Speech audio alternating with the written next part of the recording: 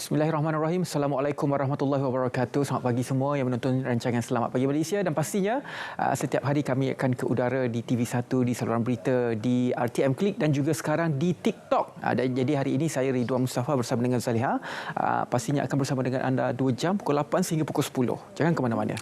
Banyak yang menarik dan bermanfaat yang kami kongsikan dengan anda. Apa kata kita mulakan dengan topik-topik yang mendapat perhatian rakan-rakan media kita, pastinya kemeriahan dan pastinya ramai yang menantikan dan pastinya untuk mengetahui lebih lanjut tentang kembara Kenali Borneo yang bila mana Seri Paduka Bangsa di-Pertuan Agong dan juga Raja Pemaisuri Agong Baginda Berdua Berkenan Mencemmaduli untuk yang telah pun memulakan kembara Borneo mereka. Dan setakat ini apa kita lihat di laman media sosial, ya Ridwan, meriah sekali dengan meriah dan sudah pun sampai ke daerah Sibu. Yang menariknya apabila sampai ke daripada Sabah sampai ke Sarawak, ada yang angkat plakat, saya mahu selfie bersama dengan tuanku. Itu adalah kemeriahan. Siapa yang tak nak selfie dengan baginda tuanku berdua? Kemeriahan sambutan rakyat Sabah dan juga Sarawak ketika pasangan diraja masih lagi dalam kembara Kenali Borneo yang sudah pun sampai ke daerah Sibu yang akan dijangkakan selesai sehingga 13 September ini. Alhamdulillah, mungkin itulah orang kata rasa cara mereka menterjemahkan rasa sayang mereka kepada pasangan diraja ini. Dan dijadualkan akan ke baginda berdua akan mencemmaduli untuk berangkat ke pasar Central Sibu untuk lawatan di sekitar pasar tersebut. Dan selepas pasar Central Sibu, rombongan diraja akan meneruskan kembara ke bahagian Seri Aman. Ya, itu dia kemeriahan yang dapat kita saksikan kembara Kenali Borneo oleh pasangan diraja kita. Itu sedikit footage ataupun video yang sempat dirakam melalui Instagram Istana Negara. Jadi perkembangannya anda boleh saja ikuti Instagram Istana Negara. Banyak video-video yang dirakam secara terus daripada telefon pasangan diraja, tuanku dan juga tuanku Permaisuri. Okey, dan ini berkaitan dengan apa yang berlaku di Parlimen sekarang. Pertama adalah Jawatan Kuasa Nasional Tanah Wakaf bakal ditubuhkan. Ini adalah salah satu kenyataan yang dikeluarkan oleh Perdana Menteri kita, yang mana agenda Permakasaan Bumiputera pertama memberi penekanan kepada program pengupayaan usahawan dan syarikat Bumiputera.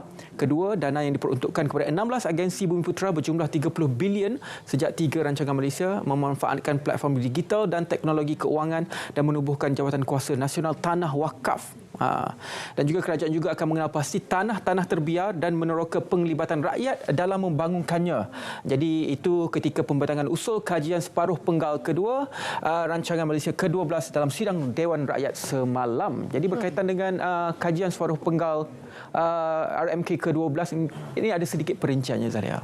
Dan juga yang dinyatakan oleh Menteri MITI yang berhormat Datuk Seri Zafrul Tunku Abdul Aziz, yang berkata kajian ini memberi tumpuan menyeluruh kepada pelbagai sektor dan bidang meliputi industri halal dan TVET bagi menunjang ekonomi negara. Dan dari perspektif MITI sebenarnya banyak isu yang dibangkitkan dan ini adalah tepat pada masa untuk dibangkitkan, dan bagaimana untuk menambahkan penglibatan sektor ENE dan bagaimana untuk memperkukuhkan industri isu pastinya untuk memastikan TVET dan STEM juga mendapat pendapatan dalam keperluan industri yang semakin meningkat. Jadi ada 4 intipati kajian separuh penggal rancangan Malaysia ke-12 ini. Pertama, menoktahkan kemiskinan tega, yang mana 1.5 bilion untuk program meningkatkan pendapatan.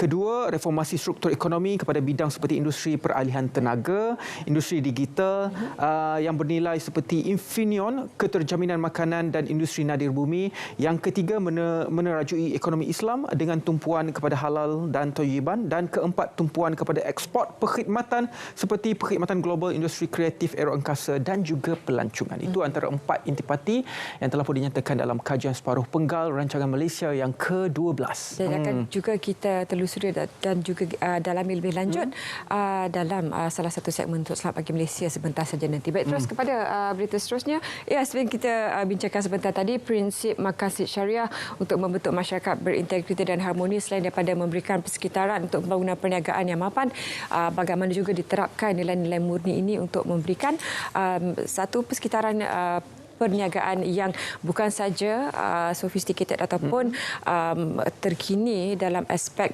pentadbiran, tapi juga dibarisi dengan nilai-nilai perniagaan yang murni. Ya, dan seterusnya untuk anda semua. Okey, ini berita juga yang bos bertemu bos. Kamu tak kenal dengan heroin filem Hero. Hero. Filem kunjungan pelakon terkemuka India, Rajini Khan. Jadi pertemuan itu berlangsung di Pejabat Perdana Menteri di Bangunan Perdana Putrajaya. Jadi ini menerusi perkongsian di Facebook Perdana Menteri kita.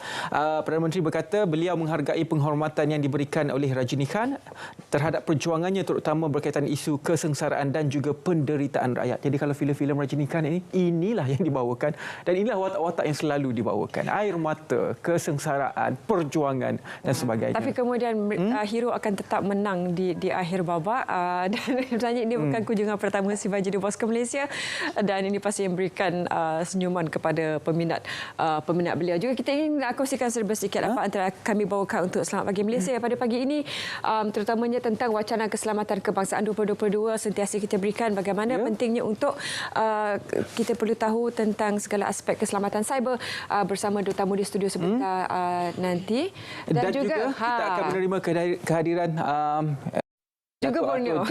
Joseph Kurup iaitu Timbalan Menteri Sains, Teknologi dan juga Inovasi dalam berkongsi berkenaan Kembara Sains Borneo Seri 2 tahun 2023 oleh Pusat Sains Negara dan juga MOSTI. Jadi itu antara menarik berita-berita pemanas badan yang dapat kami kongsikan kepada anda semua. Jadi banyak lagi yang akan kami kongsikan seperti sinergi industri halal dan keuangan Islam memacu ekonomi Malaysia dan global. Segalanya sehingga pukul 10 nanti teruskan kesetiaan anda bersama dengan kami.